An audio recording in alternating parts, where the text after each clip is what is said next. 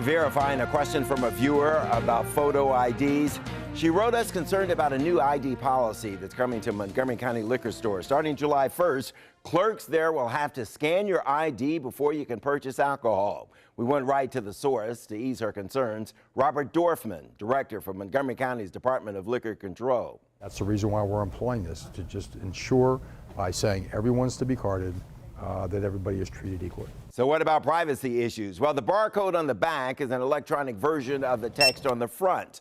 Liquor stores use the scanners to make sure the two match. It will do two things. It will, number one, verify age, and number two, it'll validate whether that ID is a valid ID. The machines don't track your purchases at the store, but do they ping a server at the MVA? We checked. The answer is no. The only information that is taken is a person's first name, street name, and a date of birth, a spokesman said.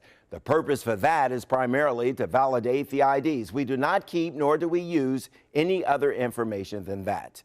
If you still have reservations about letting someone scan the barcode on your ID, that's okay, according to Dorfman. Somebody said, I don't want my ID scanned, even though we're not collecting anything, that we're going to have to then use the best of our abilities to determine, based on the ID they present to us, whether or not they meet that age requirement.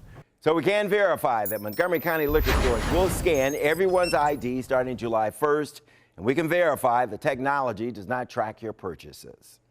If you've seen something you're not sure about or something that might be fake news, we want you to let us know. My colleague, Adam Longo, heads up this effort. Find him on Facebook or Twitter at Adam Longo TV, or email our whole team. The address is verify@WUSA9.com.